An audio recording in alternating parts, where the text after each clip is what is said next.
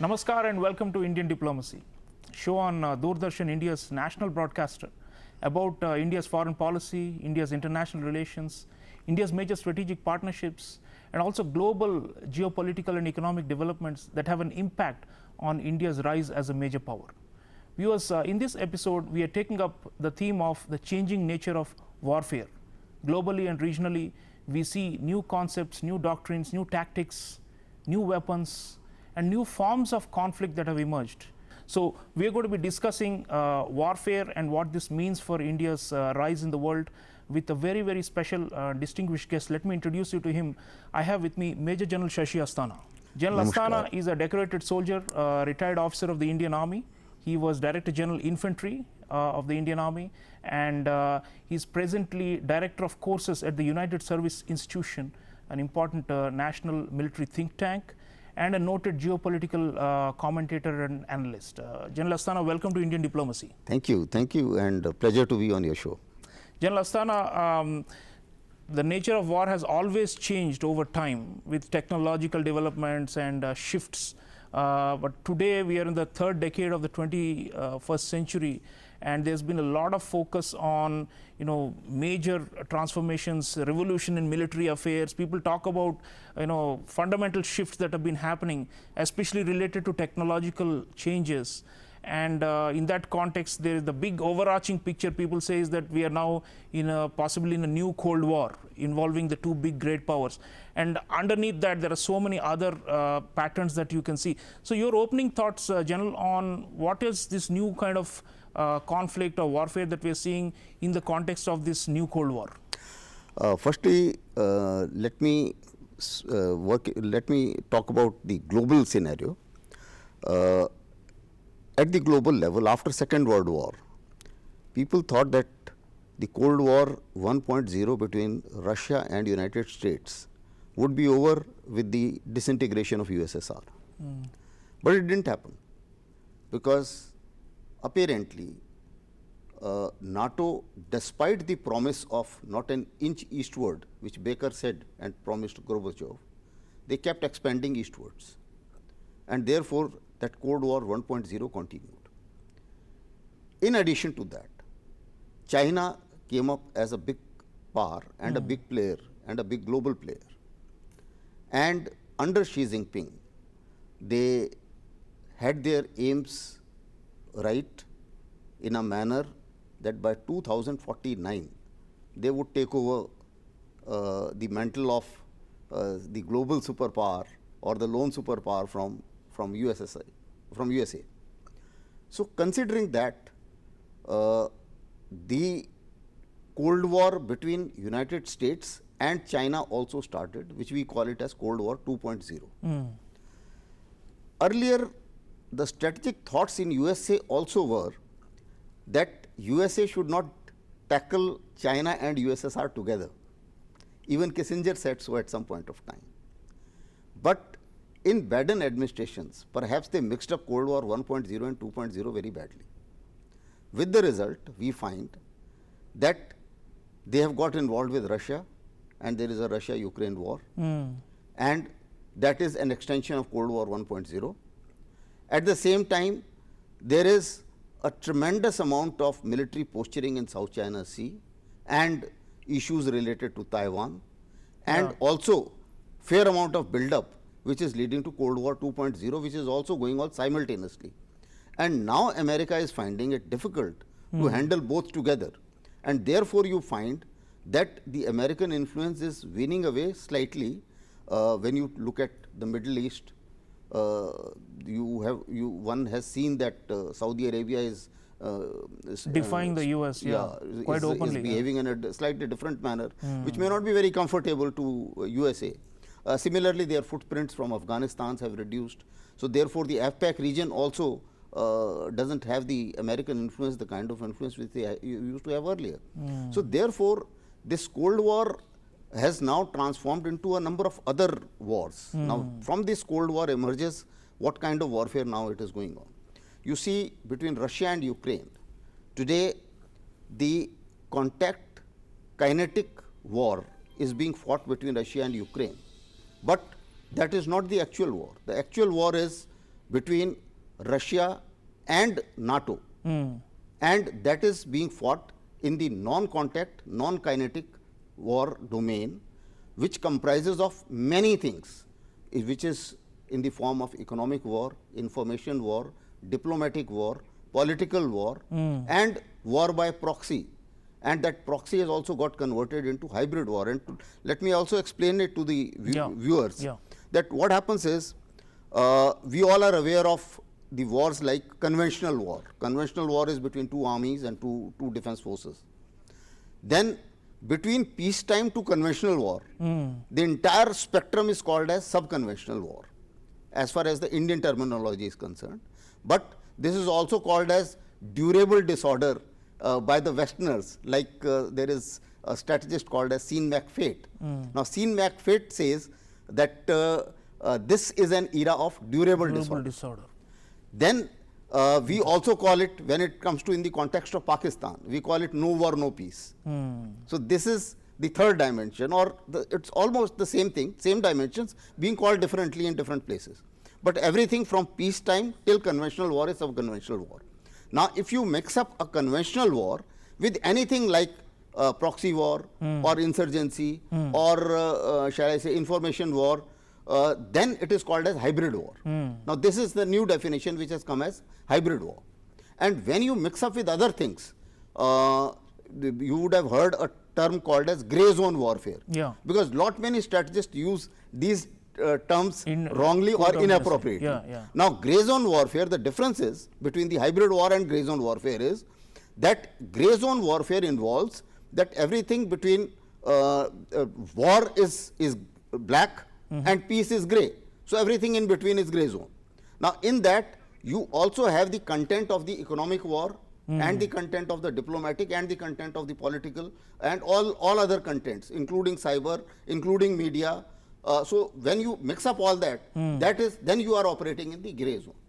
And you are saying that all of these, so viewers, what General Asthana is saying is that we are in a more complex environment where many of the watertight categories that were seen as separate forms of conflict, now they're all being merged into more complicated forms of conflict, and it's not as simple as it used to be before.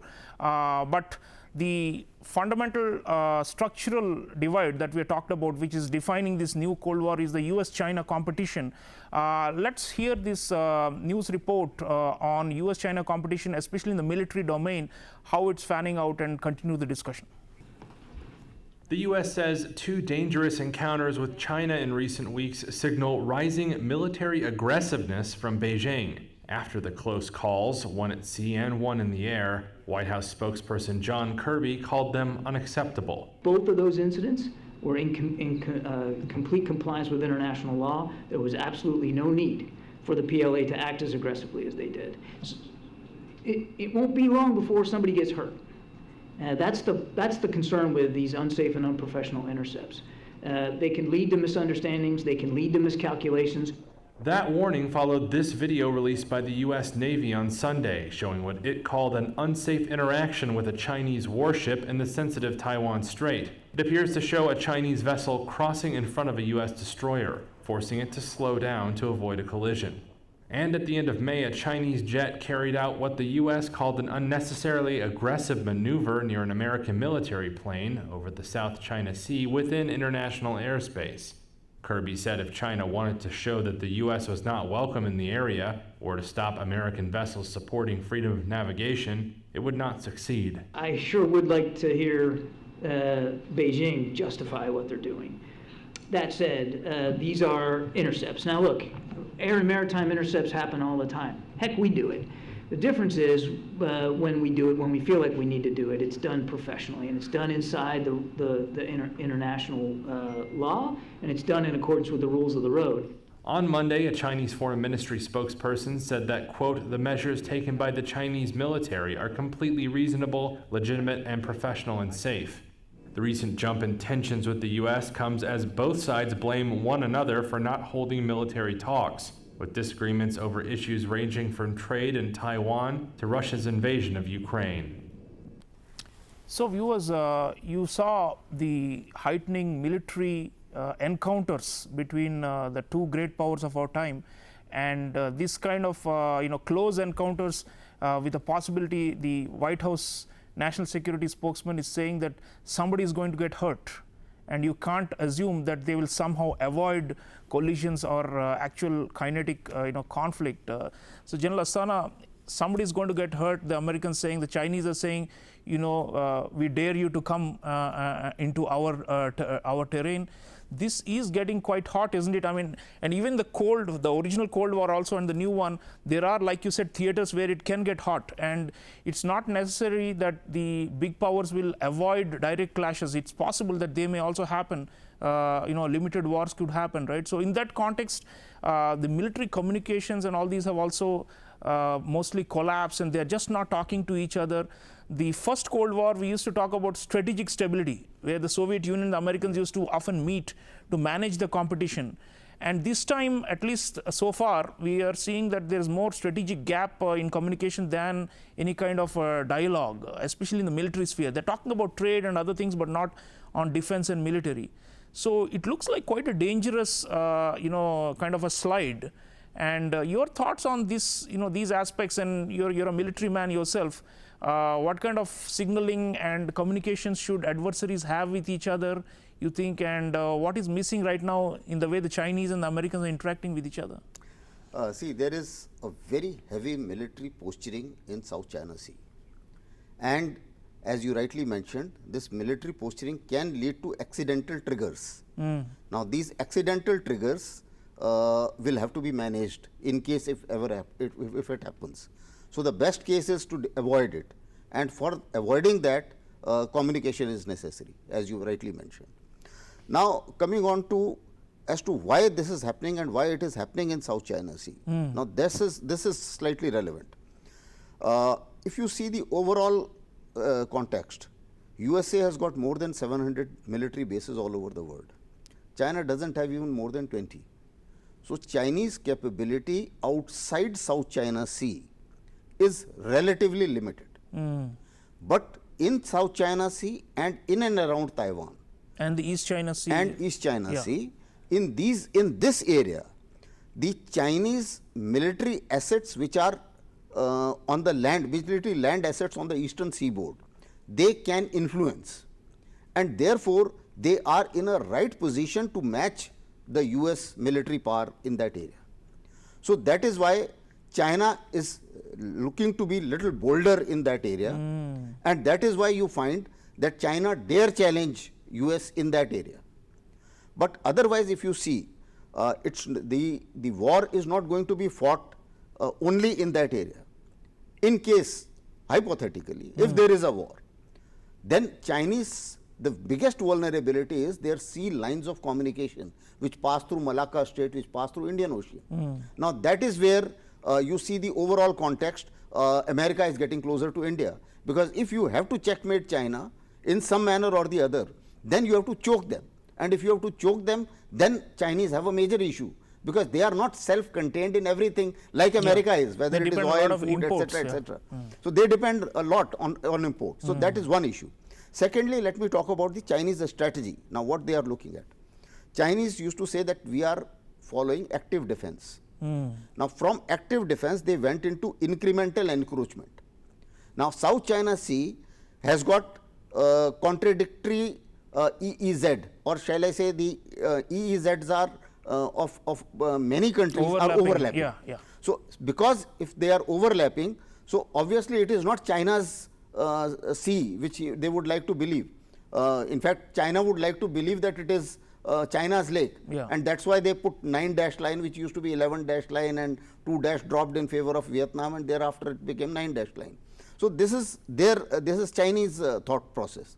And now what they did was that during the last election, last election, what they did was that they occupied one of the islands in South China Sea, and they subsequently kept building up, and then they made it into military base. So they kept encroaching till the time they felt an opposition. Same is the case they follow in Himalayas also, that their policy is, even in Doklam, they were trying to make a road till they were physically stopped. The moment they physically stopped, then they don't move further. So this is the strategy of incremental encroachment. Same was the case with in Ladakh. So this is how they are trying to increase their encroachment, and now what they have done is they are doing infrastructure encroachment. You make more infrastructure, so long it is not stopped, it is fine, and the moment it is stopped, then you halt for some time and then try again. If you get a vacant space, then move forward. And whatever you gain in the bargain, so winning without fighting was Sun Tzu's doctrine. Now this is what they are following in the real sense also, because they don't want to fight. Intentionally, Chinese and Americans will not like to fight at all. But at the same time, nobody would like to lose the overall influence. And therefore, you will find this kind of military posturing, the showdown, military showdown, the aggressiveness, brinkmanship and such brinkmanship, all this will carry on. So this is the situation which happens, and in my opinion, even if, let's say, hypothetically a accidental trigger does take off, I think both will manage, because fighting between of USA and China is far too costly for both of them. That's right. And frankly, if great powers fight, then it means world war, right? Yeah, I mean, exactly. it's just unmanageable and unbearable.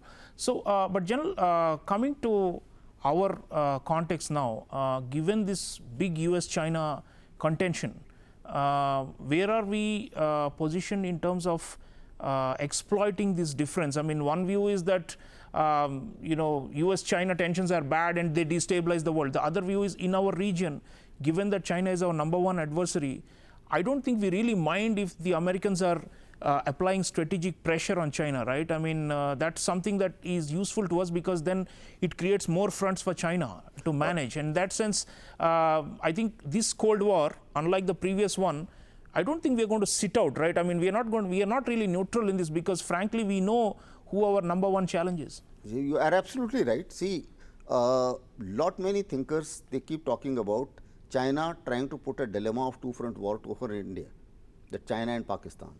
And therefore, the only counter is, or the best counter is, that we should put up multiple front for China.